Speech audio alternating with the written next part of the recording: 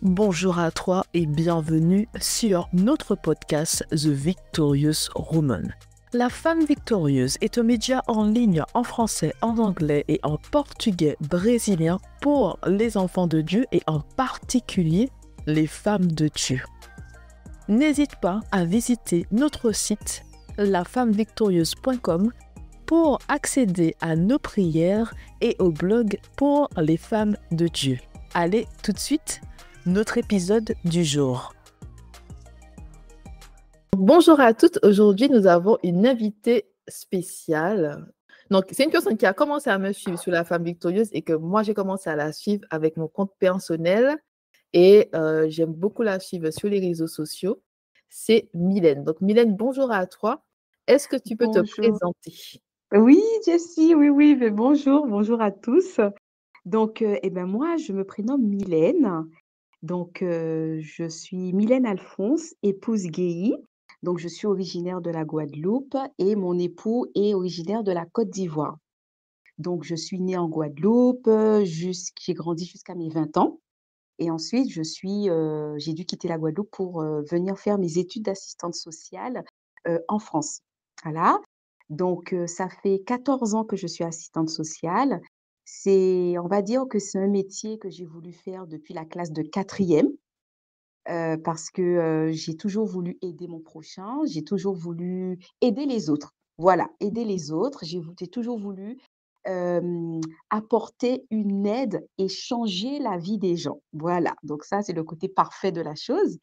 Et puis en classe de quatrième, donc j'hésitais entre psychologue et assistante sociale. Et du coup, j'ai fait mes petites recherches. Et puis finalement, assistante sociale, me correspondait mieux.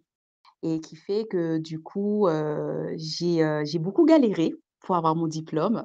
Ça mérite carrément un autre épisode. Mais je savais que c'est ce que je voulais faire. J'ai galéré pour avoir mon concours. J'ai raté mon diplôme 2 fois. J'ai galéré pour être titulaire à la fonction publique. J'ai eu mon concours au bout de 6 fois.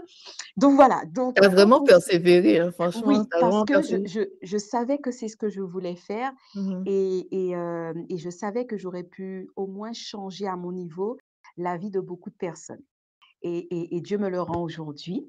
Voilà. Je suis assistante sociale, donc j'aime mon métier. J'aime mon métier. Bon, j'adore Dieu, mais j'aime beaucoup mon métier. Voilà, Mhm. j'aime beaucoup mon métier et à côté, je suis une grande passionnée de seconde main. Tout ce qui est brocante, tout ce qui est les encombrants, tout ce qui est, oui, la seconde main et j'ai des convictions un peu pas religieuses, écologiques. Voilà, je suis une écolo. J'aime tout ce qui est préservation de l'environnement, préservation de la planète, parce que je me dis que, ben, ça nous appartient, c'est notre héritage et que si à mon niveau, je peux faire en sorte de ne pas trop abîmer cette planète en faisant attention à comment je consomme, ne pas faire beaucoup de déchets et ben, c'est mon rôle aussi en tant que chrétienne sur cette terre. Voilà. Donc voilà, sinon, comme je disais tantôt, je suis mariée, j'ai une fille qui a aujourd'hui 16 ans, bientôt 16 ans et demi, donc elle est en première. Et puis je vais avoir 40 ans cette année, le mois prochain, plus Tu ne les fais précisément. pas du tout, Mylène. Oui, merci, Tu ne les fais pas du tout. merci. Moi, j'aurais jamais deviné que tu as une fille, en fait, qui est en première. J'aurais dit peut-être une fille, je sais pas, en primaire, tu sais, Ouais, collège, début collège, mais j'aurais jamais imaginé une fille qui est en oui, première. ouais, Non, tu fais c'est jeune. Donc, on me prend pour sa sœur, on me prend pour sa sœur. Ouais, oui, ah tu ne bah, fais pas tu les 40 ans. Donc, mais en tout cas, merci pour ta présentation. Donc, en fait, j'ai invité Mylène pour qu'elle puisse nous parler de son cheminement avec Dieu et notamment de l'avant et de l'après. Donc, est-ce que tu peux nous parler du moment, enfin, de ton cheminement? C'est parce que moi, j'ai grandi en Martinique et bien sûr qu'on allait à l'église tous les dimanches. Est-ce que c'est la même chose pour toi? oui, tout à fait.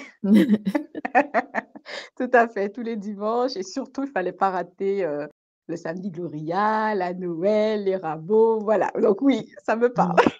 Mais à quel moment tu as donné ta vie à Dieu? À quel moment? Parce que donc mes grands-parents sont allés à l'église, mes parents sont allés à l'église, donc moi j'allais aussi à l'église. Mais quand on est jeune, il n'y a pas vraiment cette décision de suivre Dieu. C'est plus, en fait, Dieu est dans la maison avec nous. Mes grands-parents parlent de Dieu. On fait les choses selon lui. En tout cas, on essaie de faire au mieux à la maison. Mais j'ai pas pris cette décision consciente, en fait, de dire je donne ma vie à Dieu et que à ce moment-là, il y a des choses que je mets de côté. À toi, à quel moment tu as donné ta vie à Dieu? Alors, donc, avant de répondre à ta question, je vais introduire en disant que euh, depuis que j'ai quitté le foyer familial, que j'ai pris mon indépendance, j'étais chez moi en France, j'ai toujours été une femme de prière. Mhm. C'est-à-dire que les églises catholiques sont ouvertes en journée. Oui, Donc, j'avais la chance d'habiter à 5 minutes de mon domicile et l'église était, j'allais à pied, quoi, à l'église les dimanches. Donc moi, à la base, j'ai toujours prié sur ma pause déjeuner quand je voulais pas forcément être avec mes collègues. Soit je rentrais chez moi pour manger ou sinon, quand j'avais envie de me recueillir, j'allais à l'église. Donc voilà, donc déjà, j'ai toujours été, bon, toujours, depuis que j'ai pris mon indépendance, oui. j'ai toujours été cette femme de prière qui allait à l'église pour prier en journée. Et bien sûr, j'allais à l'église pour les petits moments, les moments Noël, Rameau, Samedi Gloria. Ça, c'était des moments où moi-même, en tant qu'indépendante que j'étais, sans maman, sans personne, Mhm. j'allais. Ensuite, tout a commencé quand j'ai rencontré cet homme avec qui je devais me marier avant de rencontrer mon époux actuel. Donc cet homme, je l'ai rencontré au travail et tout a été très vite avec lui. Tout a été très vite. Et pour le coup, pour cette femme de prière que j'étais, pour le coup, je n'ai pas du tout demandé à Dieu si c'était sa volonté. Je ne connaissais pas encore ça, c'est-à-dire demander à Dieu. Voilà, j'étais cette chrétienne, j'allais prier parce que j'avais envie de parler à ce Dieu que je pensais connaître. Mais de notre côté, je voulais un peu qu'il se plie à mes choix charnels. Mais Voilà. je pense que c'est nous tous, hein, au début de notre cheminement, on a plus l'impression qu'on va vers Dieu pour qu'il puisse exaucer nos désirs. Aide-moi à faire ce que j'ai Voilà, envie de faire. c'est ça, c'est ça. Donc c'était exactement ça. Donc avec cet homme, ça a été très vite. Au bout de quelques mois, on a emménagé ensemble et tout et tout. Et ce monsieur, sa maman était témoin de Jéhovah. Donc lui, on va dire que il est issu de parents, on va dire, comment on appelle ça? Les deux n'ont pas la même religion. Je sais pas Mhm. comment on appelle ça. Voilà, donc son père était catholique et sa mère était témoin de Jéhovah. Donc ce monsieur, il voulait suivre à un moment donné le cheminement de sa mère. Donc moi, étant donné que c'est une relation où, comme je disais tantôt, on devait se marier, c'était vraiment du sérieux entre nous. Donc je me suis dit que je vais m'intéresser à sa religion, mais j'étais pas prête à quitter la mienne. Oui. Donc, il fait que j'ai commencé à aller dans leurs réunions, la fameuse grande réunion qu'ils font en été et tout. Et c'est comme ça que j'ai commencé à étudier la Bible avec les témoins de Jéhovah. Voilà, donc comme ça, ils viennent chez toi, ils te proposent l'étude de la Bible et tout. Donc du coup, lorsqu'on a été dans une assemblée avec lui, on a rencontré un couple qui n'habitait pas trop loin de chez nous. Et c'est comme ça que eux, ils venaient à notre domicile pour pouvoir étudier la Bible. Et c'est là que tout a commencé. C'est pour ça que je dis que parfois, euh, on pense que certaines choses, mais c'est pas forcément ça. J'aurais jamais cru que c'était des témoins de Jéhovah qui m'auraient ouvert les yeux, qui m'auraient poussé à chercher qui est Dieu, qui m'auraient poussé à me rendre compte, ben, au final, je connais pas ce Dieu que je vais prier quasiment tous les midis. Oui. Donc voilà, donc j'ai commencé à méditer la parole, j'ai commencé à découvrir la Bible. En tant que chrétienne, soi-disant, je vais à l'église, je prie, je n'avais pas de Bible. Je n'avais pas de Bible. Non, mais c'est bizarre, ça. C'est bizarre. C'est Ouais, je bizarre. n'avais pas de Bible. Ma mère, elle me donnait les petites Bibles là, Nouveau Testament, Ancien Testament. Ça, je l'avais, mais je Mhm. n'avais pas la Bible même avec tous les livres. Voilà, je ne l'avais pas. Et c'est ma meilleure amie depuis la classe de sixième, qui est décédée aujourd'hui depuis 2016, qui m'a donné ma première Bible parce qu'elle a réellement donné sa vie à Christ, la première, parce qu'elle aussi, elle était catholique. Voilà, Ok. elle a réellement donné sa vie à Christ. Moi, j'étais encore catholique et un jour, elle m'a accompagnée dans son église et puis du coup, elle m'a offert ma première Bible. Et jusqu'à maintenant, je n'arrive pas à me décrocher. C'est la Bible sentimentale, c'est dessus que je médite. Donc, qui fait que du coup, j'ai commencé à méditer et puis après, j'allais à l'église parce que c'était ma religion quand même. J'étais attachée à ma religion. Mais quand je sortais de l'église, je me sentais vide. Je me dis, mais qu'est-ce qu'il a parlé encore? Mais qu'est-ce que j'ai connu de Dieu aujourd'hui? Si quelqu'un me demande, mais quelle est cette chose que tu as connue en plus de Dieu? Est-ce que je saurais répondre? Et au final, je me suis dit, mais Mylène, non, non.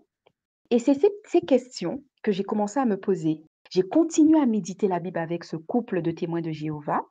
Après tout s'est capoté avec, ce monsieur, voilà, parce qu'il n'acceptait pas ma religion et tout et tout.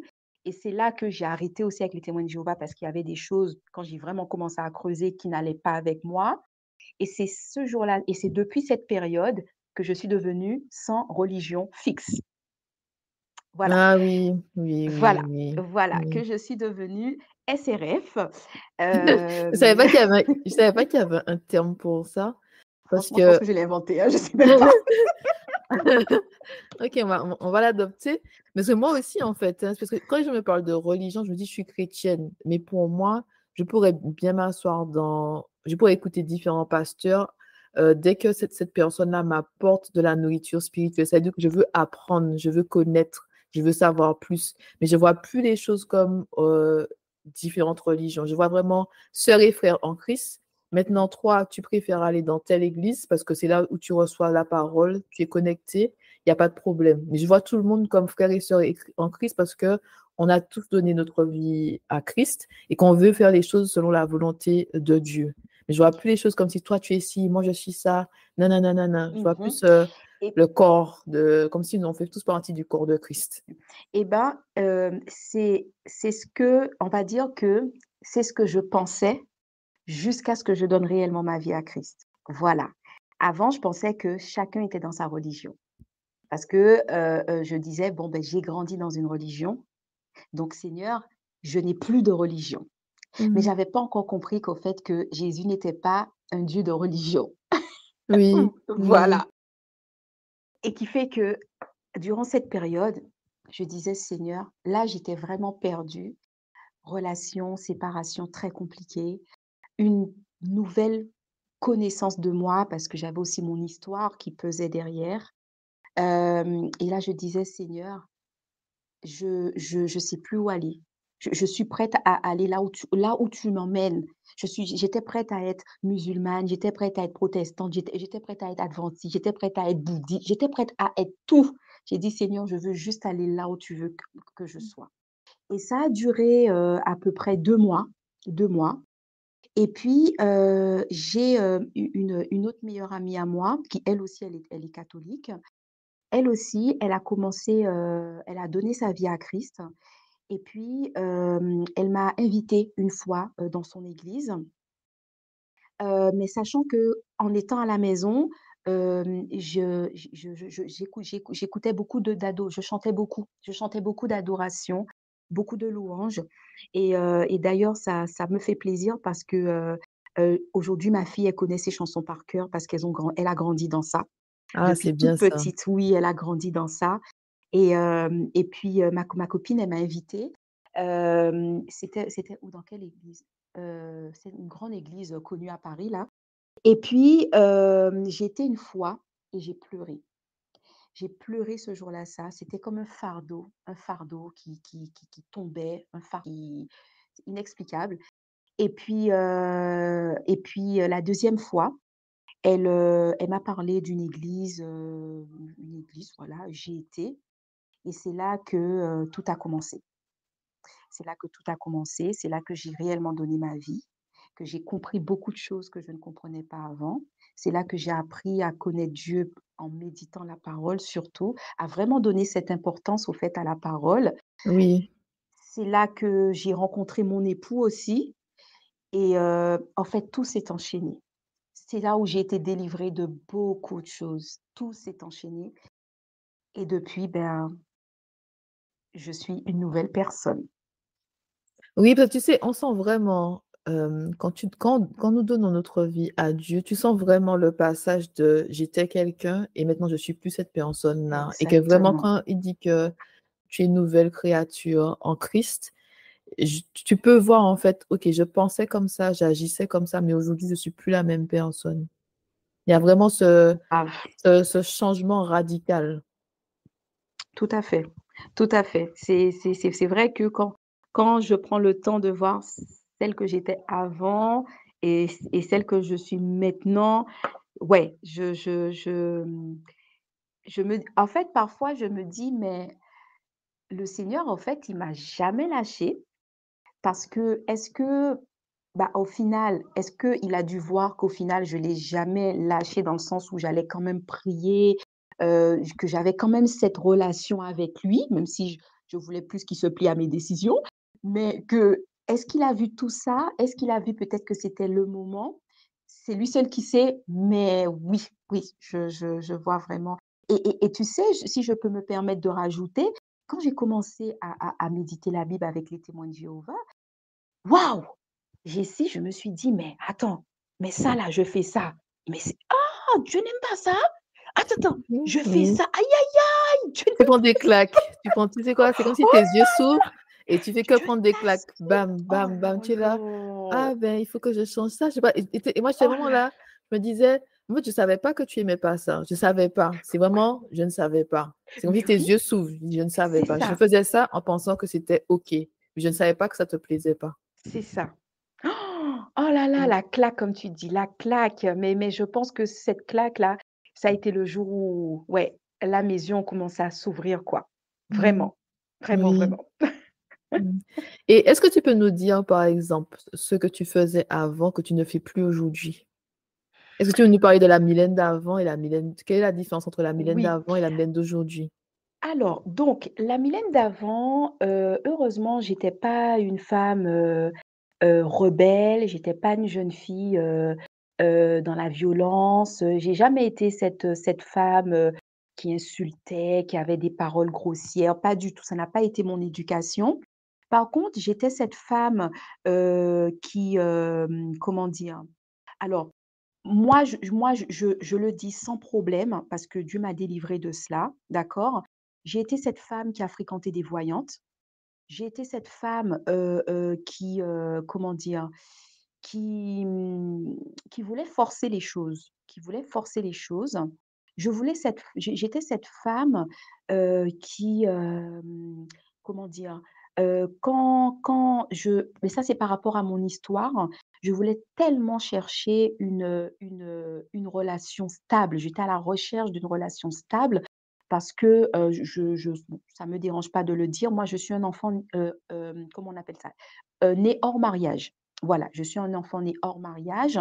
Donc en gros, j'ai grandi avec cette étiquette, de enfant non désiré, enfant, comme on dit dans le vieux jargon un peu, bâtarde comme ils disent, ouais, c'est ça. Oui, oui, oui, c'est ça, Voilà, c'est où ça. tu voilà, en gros, tu es l'enfant du péché, quoi. Voilà, tu es l'enfant de l'impudicité. Donc j'ai grandi avec cette étiquette parce que, bah, on va dire que j'avais un frère qui m'a rejetée aussi. Voilà, je suis totalement compréhensible, hein, je débarque dans leur famille, voilà. Mais la chance que j'ai eue, c'est que mon père ne m'a jamais abandonnée. Mon père, il m'a toujours acceptée. Mon père, il m'a toujours acceptée, il m'a mis dans sa famille et c'est cette chance que j'ai. Mais j'ai quand même grandi avec cette étiquette. Donc qui Oui, fait que moi, forcément, tu grandis avec ça et tu te dis que tu veux pas faire les mêmes erreurs que tes parents.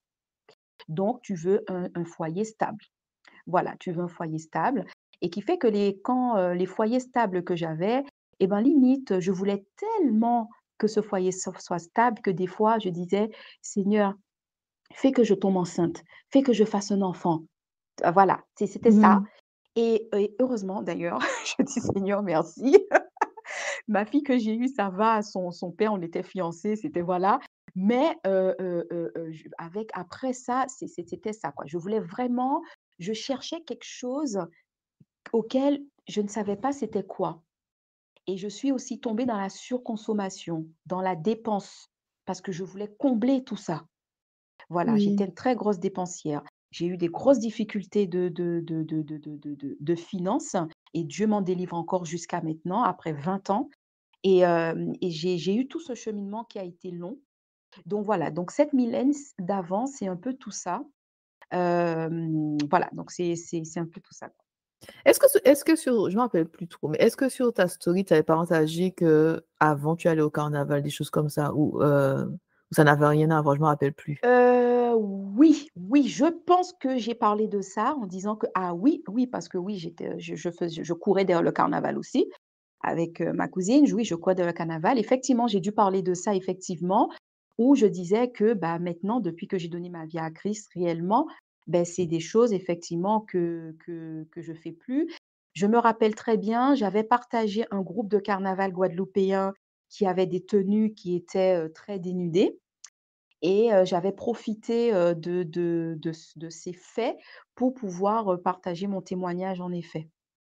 Oui, parce que je pense que comme nous, on grandit vraiment dans cette culture, Oui, dès la maternelle, on fête le carnaval avec nos petits oui, ah oui. costumes en Ouais. primaire et je pense que je parlais de ça avec quelqu'un, je disais à cette Mmh. personne-là, comme c'est ancré en nous, dès l'enfance, ça veut dire que la prochaine étape, en tout cas pour les Martiniquais, c'est d'aller à Fort-de-France, c'est de courir derrière les chars à Mmh. Fort-de-France. C'est-à-dire que tu commences à l'école, c'est bien, on fait des petites chansons et tout, tu finis par par aller au C'est ça, carnaval avec les grands c'est et tu ça, commences à dire des gros mots dans la rue, c'est vraiment c'est la ça, c'est débauche et ça. tout, les gros mots, les Ouais. chansons. Ben Donc, en fait, il y a une chose que j'ai compris, effectivement, il y a une chose que j'ai compris, c'est que à partir du moment où tu connais la vérité, mhm. tu dois distinguer les traditions, la culture et la vérité de Dieu. Et moi, à l'époque, quand je courais le carnaval, c'était par tradition, c'était par culture. Mais je m'occupais pas de ce que déjà, je le connaissais pas, voilà, donc je lisais même pas la Bible, donc je vivais ma vie, voilà, enjoy quoi. Donc du coup, c'est vrai que c'était la tradition, comme tu dis, on grandit dans ça, on commence par la primaire et tout et après on va avec les plus grands, on répète ce que les chansons disent sans Ah oui, mais sans en plus, franchement, le carnaval, mais tu t'amuses bien du début à la fin. C'est oui, vraiment, tu sais, en plus, je me suis toujours dit que le carnaval, chaque personne célèbre comme il le veut, mais tu t'amuses bien du début à la fin. Et de devoir, c'est vraiment quelque chose que Dieu doit travailler en toi pour pouvoir te détourner de ça, parce que c'est tellement ancré en nous, oui, en fait. C'est tellement comme si c'est aux Antilles, il y a vraiment le rythme, en fait, des événements de mmh mh, l'année, et mmh, tu as ce rythme-là en toi, et pour te enfin, détourner de ça, il n'y a que Dieu. Moi, je dis, il n'y a que ouais, Dieu. Parce que je me ben rappelle oui, que même quand il brûlait Baba, il y avait cette tristesse en moi. On doit attendre oui, encore une année. Une année, c'est long. Il y a tu sens la tristesse, t'es là, c'est fini. On doit retourner à l'école demain, retourner au c'est travail. ça, c'est Il y a ça. vraiment cette peine. Il y a des gens qui pleurent vraiment, genre comme si c'est la fin. Oui. Effectivement. Ben oui, mais on était dedans, hein, ça c'est sûr, Non, ça mais c'est tu sais, sûr. moi, ce qui s'est passé, c'est que Dieu travaillait en moi. Il m'a déjà en fait retiré de l'environnement. C'est-à-dire, j'étais déjà en Angleterre. Et petit à petit, vraiment, je me rapprochais de plus en plus de Dieu, dans le sens connaître la parole de Dieu. Comme toi, moi j'ai déjà la relation avec Dieu, mais sans avoir la connaissance Mmh mh. profonde de la parole de Dieu.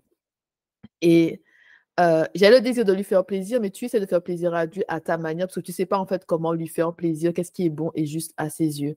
Et Mmh il y avait ce verset que les pasteurs répétaient, euh, la vie et la mort sont au pouvoir de la langue. mh. Donc, et en fait, jusqu'à une année, j'avais pas pu rentrer durant le carnaval. Mais il y a une année, j'ai pu rentrer. Et bien sûr, il y a ma sœur. Donc, j'ai dit à ma sœur, je vais t'accompagner. Donc, je vais avec elle et tout. Moi, je la laisse aller avec ses amis. Je me retrouve comme les gens que je voyais qui restaient regarder. Je me Ouais. retrouve parmi le public en train de regarder. Je vois les gens qui s'amusent. J'entends la musique. Il n'y a rien qui sort de ma bouche. Et je me suis dit que, parce que j'avais la conviction à ce moment-là que je ne peux plus dire de gros mots. Mmh. Mais quand même ça, je décide d'aller avec une amie dans 2 soirées, je crois. Dans une soirée. On est allé en soirée ensemble. Je crois que c'est la soirée du mardi, je ne me rappelle plus. Ou du Mmh. lundi, je ne me rappelle plus. Et je suis là dans la soirée. Donc, je suis dans une soirée carnavalesque. J'ai mon déguisement. Il y a tout le monde qui s'amuse autour de moi. Tout le monde ouvre sa bouche avec les chansons mal élevées. Et moi, je suis là, je ne peux plus dire ça. Et moi, je suis là, dans la soirée, je suis là, ce n'est plus pour moi. C'est fini. Et dans la soirée, déguisée, mes Ouais. paillettes et tout. Mmh. Et quand tout le monde, je dis, je ne ressens plus ce qu'ils ressentent, ça veut dire que Oui, c'est fini pour moi. c'est fini. Et c'est comme ça que j'ai eu là vraiment là, cette conviction-là. Et c'est pour ça aussi que je ne dis pas aux gens, il ne faut pas aller. Je me dis non, c'est tellement ancré en nous que Dieu doit Bah passer, oui, Dieu doit mettre sa main bah en oui. toi pour que tu Mmh. puisses changer. C'est clair, c'est clair. Non, c'est clair, je suis tout à fait d'accord avec toi, hein. Je pense qu'effectivement, ce que tu dis, c'est juste. Je pense que si Dieu n'avait pas fait ce travail sur moi, bah oui, après, c'est vrai que je je n'ai jamais été, comment dire? C'est-à-dire depuis que j'ai quitté la Guadeloupe, je n'ai jamais eu ce besoin, de retourner pour le carnaval. Ça n'a jamais été quelque chose, qui m'a comment dire? Qui m'attirait en fait. Pour dire que voilà, je j'aimerais bien aller faire le carnaval comme Mmh. certaines connaissances à moi, hein. Une fois, il faut qu'elles descendent faire le carnaval parce que, bah oui, c'est en nous en fait. Mais oui, Ouais, mais tu sais, il y a des gens qui font carnaval de Bordeaux, carnaval de Montpellier, carnaval des Antilles, ouais. carnaval de Lyon. Ils vont à Notting Hill aussi. Ah ouais, et c'est ancré en eux-mêmes. Oui, ils font tout. Ils prennent les vacances par rapport au Ah ouais. carnaval. Non, non, à ce niveau, j'ai pas eu de soucis. À ce niveau, j'ai pas eu de soucis, j'ai pas eu de soucis. Par contre, pour certaines musiques, parce qu'on sait très bien que nos musiques parfois, en Guadeloupe, Martinique, peuvent avoir des propos Oui, voilà. Ça, c'est quelque chose aussi où, beh, par exemple, le bouillon, bon, moi, à mon époque, quand j'étais adolescente, le bouillon n'était pas encore très, très, très, très développé. C'était peut-être plus le soca, éventuellement. Le bouillon, j'ai entendu plus parler de ça, plus peut-être dans les débuts des années 2000, personnellement. Et c'est vrai que, j'étais déjà pas beaucoup sur ça, le bouillon. Donc, bon, alors, juste parce que je ne l'ai pas dit, j'ai donné ma vie à Christ en 2017. Voilà, j'ai donné OK. ma vie à Christ en 2017. Et c'est vrai que, bah, en 2017, oui, le bouillon était déjà à fond, hein, c'était déjà à fond développé et tout. Et c'est vrai que j'ai banni ça très, très, très vite, parce que, bah, forcément, hein, le bouillon, c'est pas des paroles qui sont très, très, très, très, très, très, on va dire correctes. Donc c'est quelque chose aussi où j'ai beaucoup banni ça. Et puis d'ailleurs, on va dire que, l'adoration, la louange avait pris une très, très, très, très, très, très, très, très grande place dans ma vie. Et voilà, donc c'est vrai que le bouillon, par exemple, c'est un style musical que j'ai mis de côté très vite et que je fais aussi en sorte que ma fille aussi ne l'écoute pas trop parce que j'hésite pas à lui dire, même si ma fille, elle comprend le créole, c'était une priorité pour moi, en tout cas, mais je fais attention aussi à ma fille, quoi. Ouais, par rapport à Non, ça. c'est bien. Mais c'est vrai que, ben, comme tu as dit, hein, aux Antilles, les musiques. Et moi, je vais dire ça. Moi, de mon côté, j'aimais beaucoup, en fait, les musiques jamaïcaines, Mmh. sans comprendre les paroles. OK? Oui, oh! On est Sans comprendre, sans comprendre les paroles. Moi, c'était vraiment ça me parle, le, le rythme, tu vois. le Et moi, je rythme. connaissais toutes mes chansons. Je suis là, OK, c'est moi qui l'a. Le rythme, je suis là. Le truc était vraiment en moi. C'est Le ça, son passe, je suis là, aïe. Et, c'est ça. mais je ne comprenais pas les paroles. Donc, si tu chantes comme tu peux, OK, tu chantes Mmh. comme tu peux, tu ne comprends pas les paroles. Et puis, ce qui s'est passé, c'est que comme j'étais en Angleterre, donc je comprends l'anglais. C'est comme si, tu sais, tes yeux s'ouvrent ou bien tes oreilles comprennent. Et là, j'étais là, ah, c'est ce qu'ils disent ah, j'ai chanté ça toute ma vie. Et j'étais choquée, c'est là, c'est ce qu'ils disent dans la chanson. Et puis, et je me sentis vraiment en conflit parce que je me suis dit que moi, mon cœur est tourné vers Dieu, mais il y a en même temps, il y a ces chansons-là. Et pendant, je pense, des mois, j'étais vraiment en conflit entre j'aime ce type de musique. Depuis que je suis enfant, j'écoute ce type de musique. Je connais tous les rythmes pour toi. Et là, il y a mon cœur qui est vraiment tourné vers Dieu et que je me suis dit, je ne suis pas censée écouter ça encore. Mais il y avait vraiment ce Mmh. conflit pendant des mois avant que j'arrive à un stade où je me dise, ce n'est plus compatible Ouais, avec ma foi. ouais, le challenge, quoi. Ah ouais, ouais. Oui, tu vois, c'est plus compatible et j'ai dû même revoir aussi la façon dont je dansais. Pour être honnête, Ouais. il y Mmh. a Et parce que même arriver à ce stade-là de te dire que mon corps est le temple de l'Esprit Saint, si ton Mmh. corps est le temple de l'Esprit Saint, il y a des choses que tu ne peux pas faire, des mouvements que Tu tu devrais éviter. Et même pour exactement. arriver à là, c'est un cheminement. Ah oui, C'est un un vrai cheminement, cheminement, tu sais. oui, c'est un cheminement. Il y a un moment, j'ai dû vraiment réfléchir. J'ai dit: «Mais ce n'est pas en fait, la sainteté de Dieu, ce genre Mmh. de pas, de choses» et Mmh. j'ai dit: il faut que j'arrête avec ça». Mais c'est vraiment Ouais. un long cheminement et puis j'ai aussi vu dans tout le parcours la bonté de Dieu et sa patience avec nous parce que Dieu ne vient Mmh. pas te pointer du doigt et te dire: «En 24 heures, tu dois arrêter». Ouais, ça c'est Il y a beaucoup de patience, en fait, parce que j'ai dit, c'est sur mmh. des années qu'il te change, qu'il ouvre tes yeux petit à petit et que toi, tu mets ta vie en ordre avec lui. Non, je suis tout à fait d'accord. Ça me parle beaucoup ce que tu es en train de partager là. Mmh. Énormément, énormément. Non, moi, c'était ma quoi, la musique, mon Dieu, c'était ma quoi. J'ai dit, j'étais vraiment en conflit, je suis là et les paroles, je comprends les paroles. J'ai dit: «Il y a pas Ouais, d'excuse». Je suis pas dit que je ne sais pas, j'ai mal entendu. J'ai dit: «Non, je ouais. comprends toutes les paroles» et même je veux dire ça, même avant de prendre cette décision d'arrêter d'écouter ce type de musique, je prenais même des cours avec des Jamaïcains pour me perfectionner dans la danse. Ah ouais! Donc oui, je prenais des cours et c'était pas des cours Donc avec des femmes, c'était des cours avec des hommes. Donc c'était vraiment en fait ouais. les chorégraphies. Mmh mh. Mais ça m'est arrivé une fois d'être en cours et la musique sous laquelle on dansait, je me sentais pas à l'aise. Je me suis dit que Ouais. c'est pas une musique à la gloire de Dieu. Les Mmh. paroles ne sont pas de bonnes paroles. Je ne sais pas qu'est-ce que je fais. J'ai payé le coup, je suis déjà là et tout. Donc Déjà. oui, mais j'ai vraiment senti que c'est en conflit. Je suis en conflit. Mmh. Il y a un conflit en moi entre j'aime cette danse-là, mais en même temps, ce n'est pas la gloire de Dieu. Et la plupart des musiques dans ce type de danse ne sont pas la gloire de Dieu. Mmh. Mmh, mmh, mmh. Ouais. Ce n'est Non mais pas à la gloire de Dieu. Ce n'est mmh, pas. Et c'est mmh, comme si tu sais, tu es devant le miroir, tu te dis que c'est devant tes yeux. Ce n'est pas à la gloire de mmh, Dieu. Qu'est-ce mmh. que tu fais? Ce n'est pas à la gloire de Dieu. Et tu sais que Dieu t'attend, il te dit: «Il y a une décision à C'est prendre, ma ça, fille. mais oui, c'est ça, Tu ne peux pas courir, il y a une décision à prendre». c'est ça. Tu vois? Et tu dois crucifier ta chair. Quand ils disent crucifier ta chair, hem, en fait, tu sais, renoncer à tes désirs, renoncer à Ouais. tes envies. J'ai vraiment senti Mmh. qu'en fermant cette porte en plus, cette musique-là était dans ma peau. En fermant cette porte, j'ai crucifié ma chair. Ça devait Vraiment. pas être facile.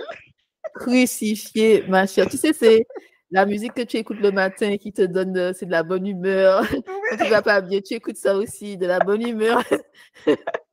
Ah ouais, ça devait être un vrai challenge, vraiment. Oui, non, tout c'est comme si toute ma vie était tournée vers ça. J'ai dit: «Bon, mais» donc mais c'est vraiment étape par étape et puis je me suis dit que dans le Ouais. cheminement avec Dieu, comme il a été patient avec moi, c'est plus facile pour moi d'être patiente avec les autres Ouais. aussi, de pas être, dans le jugement, de pas faire: «Tu es enfant de Dieu, tu dois arrêter». J'ai dit: «Non, Dieu a pris Mmh tellement de temps avec moi que je me mh. dois d'être patiente aussi avec les autres et d'avoir de la compassion».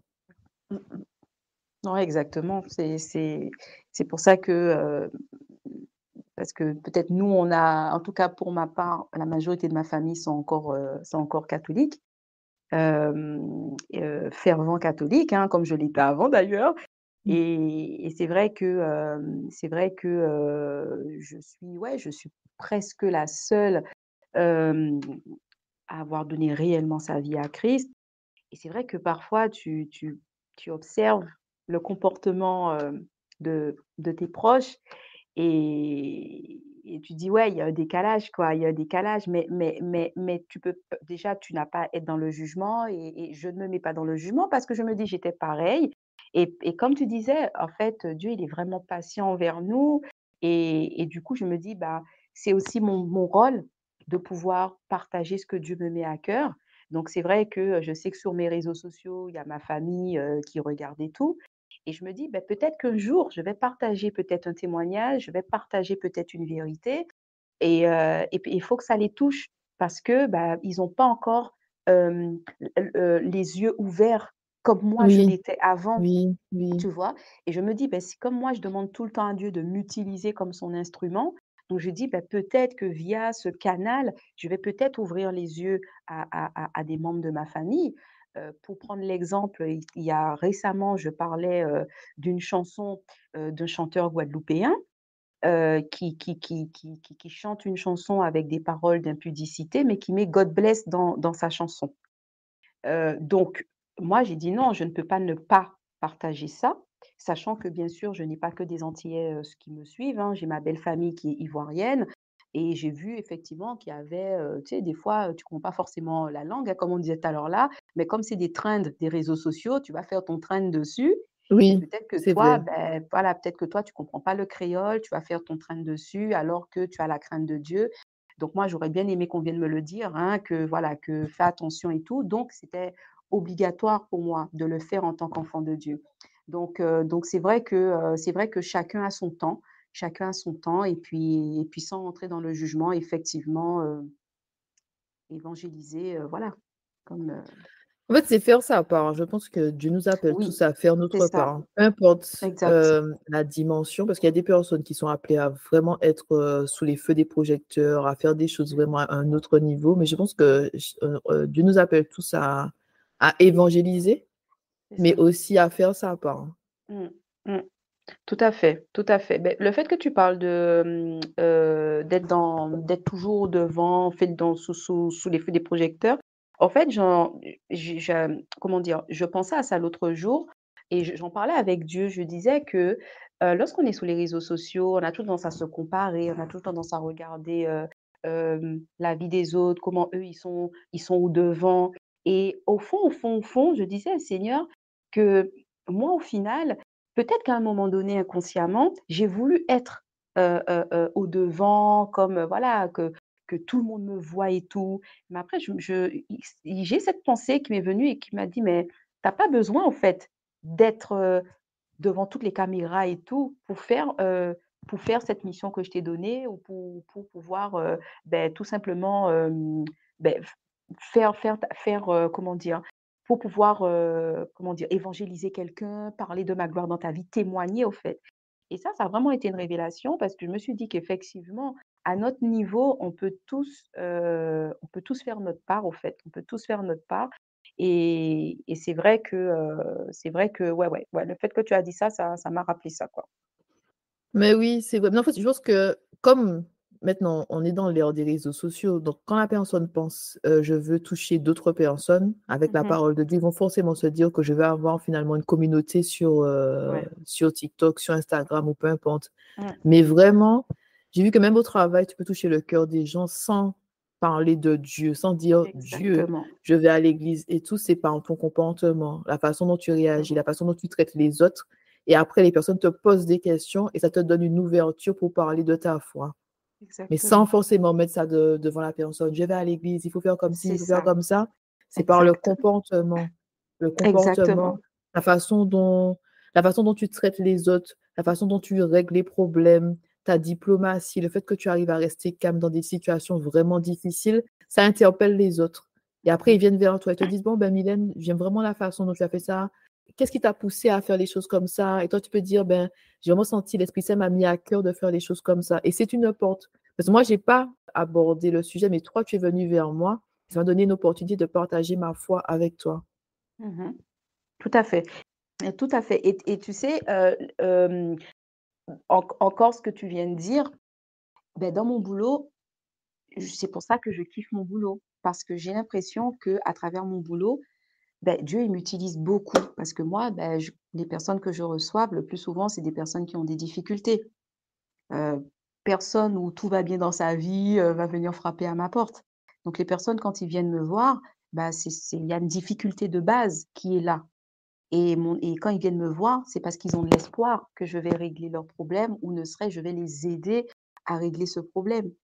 Et moi, je suis convaincue, j'ai eu du mal, j'ai pris du temps pour le comprendre, mais je pense que la joie que j'ai, le fait que je souris tout le temps, le fait que je sois, luminaire, je pense que c'est vraiment quelque chose que Dieu a mis en moi et je pense que ça, je peux aider beaucoup de personnes avec parce que quand je vois au travail, les gens, ils viennent, forcément, ils sont déboussolés, ça va pas, ils sont surendettés, ils ont une séparation difficile, ou sinon on les a enlevé leur enfant et tout et ils viennent me voir et du coup, après l'entretien, ça me fait plaisir quand les gens me disent: franchement, vous êtes vraiment super sympa. En plus, vous êtes souriante», comme si c'est une lumière que je lui ai transmise.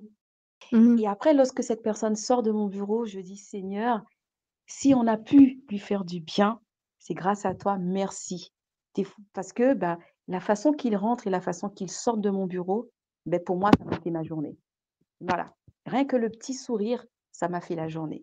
J'ai des personnes qui sont carrément hospitalisées en psychiatrie parce que leurs difficultés sont tellement lourdes qu'ils ont pété un câble et qui fait que je me dis: «Bah, ouais, je suis contente, je suis contente». Donc oui, Mmh. donc le fait que tu parlais du travail, on peut effectivement, eh ben, on peut effectivement, même ouais, dans le milieu du travail, fait aussi. Mmh. Mais j'ai une question pour toi par rapport à ton travail. Moi, Mmh. pour avoir travaillé sur des cas difficiles, hein, abus physiques, sexuels, abus émotionnel, négligence physique et négligence émotionnelle sur les mineurs, j'ai Mmh. trouvé que c'était vraiment lourd. C'est-à-dire que il faut avoir un éq c'est très difficile d'avoir un équilibre dans le sens, tu reçois beaucoup de négativité par rapport au travail, mais en même temps, il faut que toi, tu gardes ta positivité. Comment toi, tu fais pour rester positive tous les jours? Alors déjà, les abus, tout ce que toi tu as vécu là, que tu as dans le domaine où tu étais, ça c'est mon kiff. Protection de l'enfance, ça c'est mon kiff. Non, attends, Mylène, attends, excuse-moi. Tu as dit c'est ton kiff, tu vois? Oui. Moi, quand je travaillais dedans, je dois dire que je sentais vraiment cette mission de devoir faire les choses correctement, pour tout un chacun. C'est-à-dire, je sentais vraiment que c'est un travail qui m'apporte beaucoup, tant au niveau, des personnes que je rencontre, mais aussi des personnes avec qui je travaille. Mais quand même, il y a un poids. C'est-à-dire que tous les jours, Mylène, je lisais des cas d'abus sexuels avec les détails, tu comprends? Mmh mh. Toi, tu dis Mmh que c'est mh. un kiff. Oui, oui, c'est un kiff parce que, alors quand je dis c'est un kiff dans le sens où, hem, j'ai un truc que Dieu m'a mis en moi pour la protection des enfants. OK. J'ai une C'est un appel. sensibilité. C'est un Oui, app j'ai une tu as cet app sensibilité pour ça. OK. Et j'ai travaillé à la protection de l'enfance. J'ai travaillé à la protection de l'enfance pas longtemps, j'ai travaillé 1 année. Donc tout ce que tu me dis là, c'était mon quotidien, c'était mon quotidien. Et deuxièmement, d'ailleurs, c'est pour ça que, moi je tiens à créer une association en Côte d'Ivoire pour les enfants de la rue et les enfants maltraités. Voilà. Donc voilà. Troisièmement, comment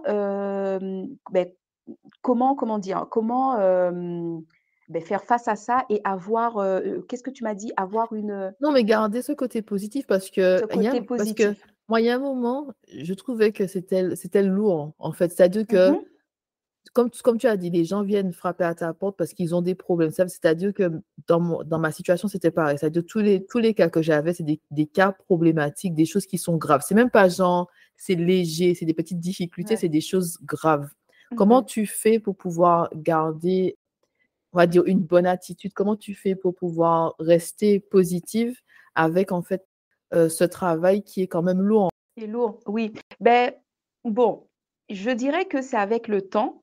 Je dirais que on te l'apprend en formation, puisqu'en formation, on a de la psychanalyse, Mmh. Oui. parce que l'écoute, l'analyse, ça fait partie de notre travail et ça s'apprend avec le temps et je pense aussi que Dieu me donne aussi cette chose qui me permet d'être toujours positive. Je pense que ça fait partie de ce truc que Dieu a mis en moi où déjà même en temps normal de nature, j'ai ce côté positif, j'aurais beau avoir tous les problèmes du monde, j'ai ce côté positif qui prend toujours le dessus et dans mon travail et ben, c'est naturel chez moi.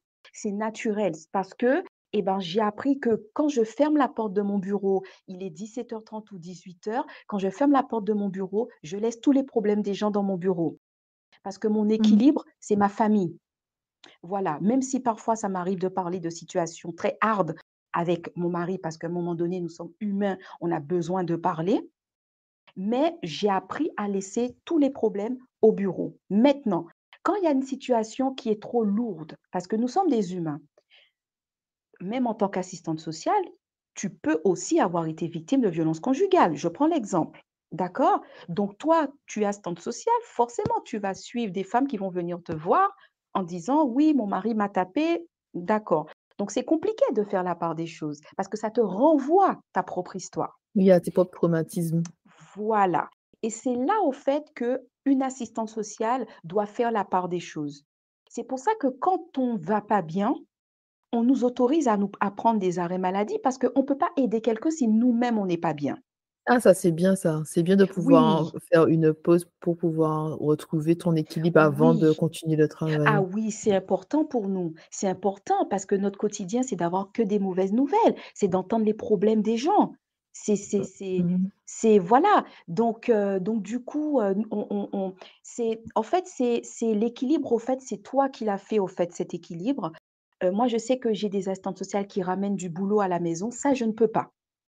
Ça, je ne peux pas parce que ça ne fera pas partie de mon équilibre. Quand je sens qu'il y a une situation qui est trop lourde, je la transmets à une autre collègue. Voilà, Mmh, donc oui, c'est oui, j'ai arrivé ça m'est qu'une arrivé. Ça m'est arrivé une voilà, fois, j'ai demandé à être retirée d'un cas. J'ai dit: «Ce cas-là est trop pour moi». Dès que oui, j'ai commencé à lire, j'ai dit: «Non, ça oui, c'est on a mmh dépassé mes limites, je ne peux pas».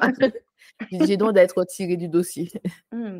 Oui, oui, c'est la chance qu'on a, c'est qu'on peut transmettre, des dossiers et puis voilà, hein, j'ai déjà eu tellement de cas après 14 ans sur de l'enfance, sur des personnes âgées maltraitées, sur ouais, des maladies, tellement de cas. Mais j'ai des leçons. En fait, comme je disais, ce sont des leçons de vie pour moi tous les jours. Oui. Voilà, parce que je rentre dans l'intimité des gens. J'ai une neutralité, j'ai une déontologie, hein. J'ai un secret professionnel aussi. Je rentre dans l'intimité des gens. Là où personne ne va rentrer, je rentre dans leur intimité. Voilà. Donc voilà, aujourd'hui, bah, je travaille dans un ministère avec du personnel qui n'est pas trop aimé par la population, mais je les vois différemment parce que je rentre dans leur intimité. Oui. Oui. Donc c'est voilà, c'est ça, au fait. Mais je pense que il y a une grosse part de Dieu. Il y a une grosse part de Dieu parce que c'est vrai que tu n'es pas la seule. Tout le monde me dit: «Mais je sais pas comment vous faites. Je sais pas comment vous faites d'écouter des problèmes comme ça tous les jours». Non, c'est vrai que je dois dire, c'est vrai que dans ce genre je pense que normalement, dans tout type de poste, on devrait mettre Dieu en avant pour pouvoir nous aider à faire face à toute difficulté dans le travail. Mais c'est vrai que quand tu aides d'autres personnes et que tu es dans les problèmes comme Mmh. ça, parce qu'il y a que des problèmes, tout le monde vient Mmh. frapper à ta pour des problèmes, Bah tu as oui. encore plus besoin de vraiment je dis te lâcher totalement dans la main de Dieu. Vraiment t'abandonner, ouais, t'abandonner en fait à Dieu pour que Dieu te donne la force de faire ce qu'il t'appelle à faire. Parce que toi, j'ai l'impression vraiment ça c'est un appel d'être assistante sociale. C'est vraiment Oui, l'appel de ta vie. C'est comme si tu es ouais. positionnée là où tu dois être. Ah oui, mais moi je peux te parler de mon métier pendant des heures. Non, ça C'est se sent la c'est passion. ah C'est-à-dire, ouais, tu as dit: «Je kiffe». au bout de 3 semaines de vacances, j'ai envie de reprendre mon boulot. Non, c'est bien ça, c'est Même bien 2 d'avoir ce semaines. sentiment. Non, c'est bien Oui, ça, oui, c'est oui. C'est pour bien. ça que je dis que, j'avais témoigné, d'ailleurs, j'avais partagé mon témoignage sur mon podcast où je disais comment j'ai galéré pour avoir mon diplôme. Mais avec les années, je me rends compte que, bah, parfois, Dieu, il te fait traverser des chemins très bizarres. Il te prépare parce qu'il sait que ce que tu vas faire pour lui, ça va être beaucoup, au fait. Oui, Et oui, voilà, il y a quoi. toujours la préparation avant le positionnement, Ouais, ouais, la vraiment. préparation. Ah, vraiment, il m'a préparée, hein. Oui et est-ce que tu peux nous dire c'est quoi le nom de ton podcast? Oui, mon podcast, c'est «Tu brilles en Christ». Donc, Et voilà, mon on peut podcast, l'écouter sur quelle plateforme? sur Spotify. Alors pour le moment, parce que moi je suis pas très technologie, j'ai trouvé Spotify. Bon, on m'a dit Spotify, c'est arrivé sous Spotify. Je sais qu'à un moment donné, en fait, je passais par l'application Anchor comme hébergement. Après, Spotify a racheté, Anchor et du coup, je suis sur Spotify. Voilà, je ne sais pas comment mettre sous les autres plateformes. Voilà. Mais non, je peux t'aider après, après cet épisode. Parce que tu peux Ben mettre sur Apple aussi, tu peux mettre sur Apple, Podcast. d'accord, OK. Bah, Et pour le après moment, je suis ap sur, Spotify. Je ne sais pas comment faire pour les autres.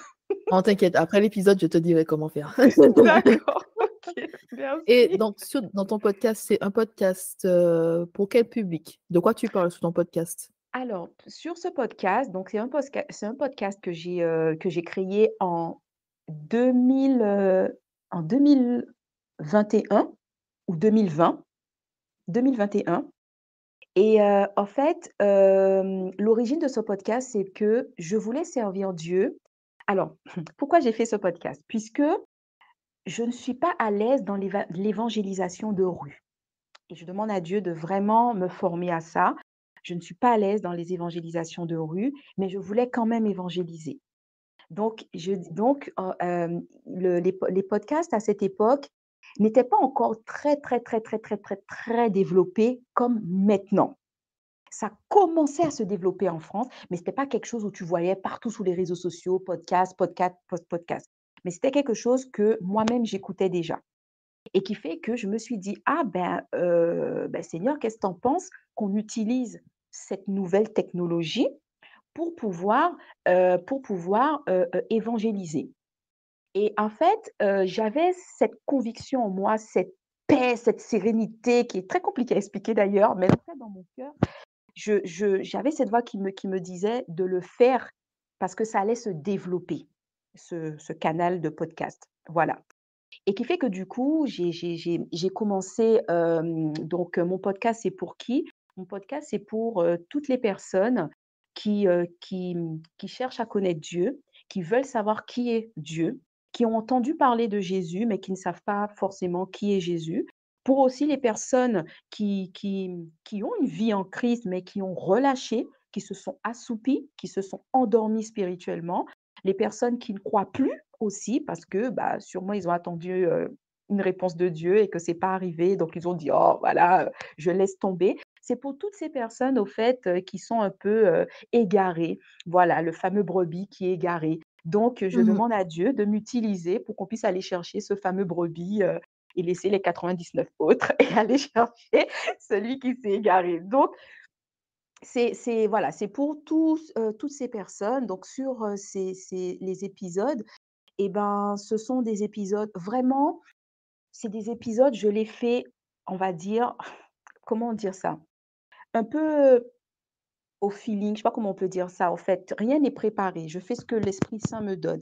Il Mais je trouve suffit que que c'est je f mieux. Je trouve que c'est mieux quand ah quand tu oui, commences, tu ouvres la bouche et tu dis juste, «Dieu, utilise-moi» et le c'est message ça. sort, c'est profond, c'est authentique et tu as pas besoin de préparer, en fait. C'est Je trouve ça, que exactement.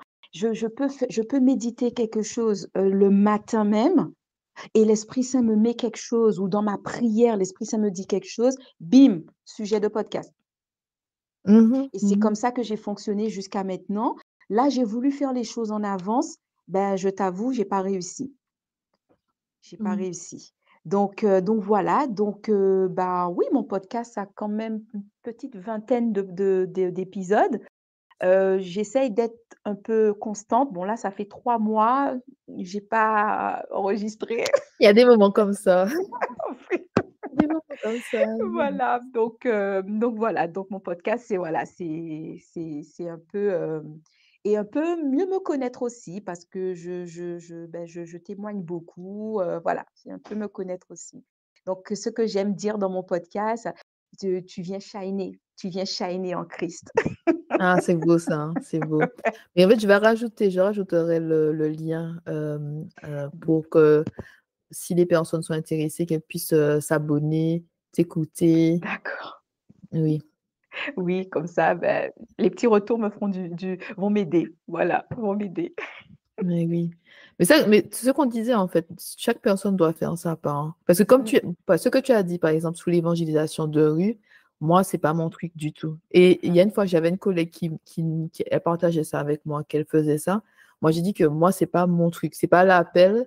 Je me vois pas en fait aller être dans la rue et arrêter les gens et leur parler. Mais il y a des personnes qui ont vraiment cet appel-là pour être dans t'appelles. la rue.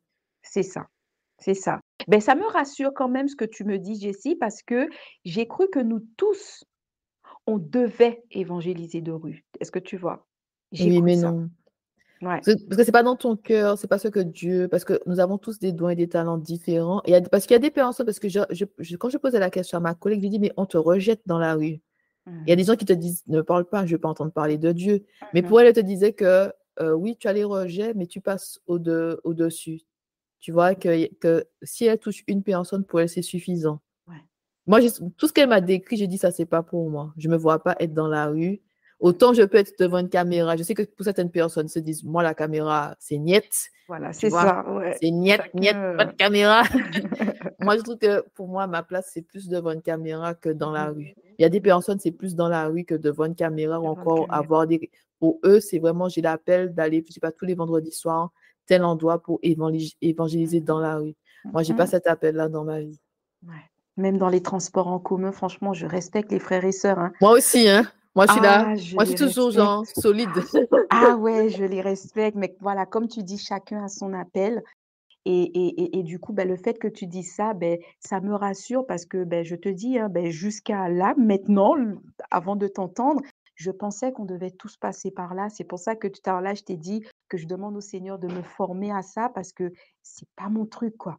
Non, moi, c'est pas du tout dans mon cœur. J'ai sondé Ouais. plusieurs fois mon cœur en entendant d'autres personnes me parler. J'ai dit, et je suis toujours admirative des personnes qui peuvent faire ça. Moi, pour moi, c'est comme Mhm. si c'est quelque chose de beau, de courageux Vraiment, ouais, vraiment, ouais. d'aller aborder quelqu'un.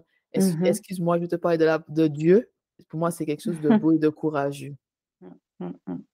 Ah oui, Donc, oui, oui, c'est sûr, c'est donc, sûr. Mylène, ma dernière question est la suivante. Est-ce que tu as un message aujourd'hui à faire passer avec nos auditrices? C'est la rentrée, c'est la fin de l'année. Est-ce qu'il y a quelque chose sur ton cœur que tu aimerais partager avec les auditrices ou les auditeurs? Alors, en t'écoutant, le premier mot qui m'est venu en cœur, c'est l'intercession. C'est l'intercession. Moi, ce que je peux dire, je vais encourager les frères et sœurs, à intercéder pour, pour les gens, pour ses proches, pour des collègues, pour des amis. C'est vrai que lorsqu'on prie, on a tendance à beaucoup plus prier pour nos besoins et à moins le faire pour les autres, alors que, les autres ont aussi besoin de nos prières. Les autres ont aussi besoin de nos prières, même si on a entendu l'histoire de quelqu'un qui traverse une situation compliquée, mais qu'on ne connaît pas forcément. Peut-être que c'est notre copine qui nous a parlé d'une situation. Eh ben, je pense que c'est intercéder pour cette personne, juste en connaissant son prénom, dire voilà, Seigneur, je prie pour un tel. Eh ben, je pense que ça peut faire beaucoup dans la vie de quelqu'un. Et même si cette personne ne va jamais vous rencontrer dans sa vie, mais au moins vos prières vont peut-être déclencher quelque chose, dans sa propre vie. Donc voilà, donc quand tu m'as posé la question, le premier mot qui m'est venu à cœur, c'est l'intercession. Qu'on puisse vraiment, avec cette nouvelle entrée, intercéder davantage, et ne pas prier que pour nos besoins personnels, mais demander à Dieu: «Seigneur, je veux prier pour quelqu'un aujourd'hui. Pour qui tu me tu voilà, dis-moi pour qui je peux prier. Est-ce que je prie pour mon patron, pour ma patronne? Est-ce que je prie pour la collègue qui m'enquiquine depuis un bon moment au travail? Est-ce que je prie pour cette personne qui m'a fait du mal, que je suis dans un cheminement de pardon? Est-ce que je dois prier pour cette personne? Est-ce que je dois prier pour peut-être, je sais pas moi, pour, le sans-abri que j'ai croisé dans la rue aujourd'hui? Pour qui je dois prier? Donc voilà, donc c'est ce mot qui m'est venu, à l'esprit, qu'on puisse vraiment se réunir pour pouvoir, intercéder pour notre prochain. Voilà, c'est de l'amour. Oui, c'est vrai. Et quand tu parlais, ça m'a rappelé au début, parce que moi, avant, je priais que pour moi, en fait. Mmh. Ah, je pense qu'on est tous d'accord. Moi, moi, je suis là, je prie pour moi, c'est tout. Je Je vais pas user mes prières sur d'autres personnes. Je prie pour moi. Et je pense que c'est vraiment, c'est vrai que c'est Dieu qui m'a changé. Je pense qu'il y a une fois, Dieu m'a mis dans une situation et je me plaignais, je disais oui, pourquoi je passe par là? Et Dieu m'a dit, le monde ne tourne pas autour de toi. J'ai pris une calotte. ah, une vraie claque! Et oui, vraiment la claque. Je dis, eh ben, c'est- le monde ne tourne pas autour de toi. Et puis, au fur et à mesure de mon cheminement, j'ai commencé à avoir ce cœur pour prier pour les autres et intercéder pour d'autres personnes, Mmh mh. sans Mmh. forcément dire à la personne que je prie pour toi. Même des fois, par exemple, il y a un pasteur, ils n'arrivaient pas à avoir un enfant et puis ils ont réussi. Sa femme est tombée enceinte et moi, j'ai commencé à prier pour sa femme pour qu'elle ne perde pas l'enfant. J'ai dit que je sais que l'ennemi va l'attaquer. J'ai prié. Il y a des personnes, des fois, qui sont on va dire, ils sont sous les projecteurs et je sais que l'ennemi les tente. je commence à prier pour eux. Je dis, Seigneur, ne laisse pas cette personne tomber parce que tout le monde regarde cette personne-là. On a besoin de leaders solides. Ou même des petites choses comme une personne qui cherche un travail, je vais prier pour elle, Seigneur, conduis-la vers le bon travail, des choses comme ça. Mais c'est vrai qu'avant, moi, je disais, je ne vais pas user mes prières sous les gens. Je prie pour moi. Moi, je prie pour moi. Et là, j'ai vraiment eu à cœur. Et je pense que ça a fait boum avec la femme victorieuse, parce que j'ai commencé à intercéder, même par message pour les gens, à écrire, je prie pour toi, nana. Mais c'est vraiment Dieu qui m'a donné ce cœur à prier. Parce qu'avant, moi, je n'étais pas comme ça. Moi, c'était mes prières pour moi. Il faut que Dieu intervienne dans ma vie. Et puis, il y avait ce truc-là, aide-toi et le ciel t'aidera. Je vais prier pour vous, Dieu va vous aider. Je n'avais même pas ce cœur-là, mais aujourd'hui, tu vois, j'ai le cœur, je prie pour tout le monde. Je dis, bon, laisse-moi prier pour toi, j'intercède pour les gens comme ça. Ah, tu as besoin de ça, je vais prier, je prie, je m'arrête, je prie. Mais avant, je n'étais pas du tout comme ça. Mais tu sais, Jessie, ça me rappelle un épisode, parce que celui-là, il fallait que je le fasse, cet épisode. J'avais parlé dans un épisode, les gens qui disent, je vais prier pour toi, je vais prier pour toi. Et quand le soir est arrivé, ils prient que pour eux. Ils ont oublié qu'ils devaient prier pour la personne. Et en fait, je me suis rendu compte de ça, que forcément, quand on dit qu'on va prier pour quelqu'un, que quelqu'un, un frère ou une sœur, vient nous voir, se permet de nous partager ses difficultés, parce que c'est pas donné de partager tes difficultés à quelqu'un. Donc, ça veut dire que cette personne te fait confiance, cette personne t'a donné sa confiance et te parle de ses difficultés. Et c'est vrai que, surtout quand tu es quelqu'un, tu es fervente dans la prière, tu dis à la personne, je vais prier pour toi.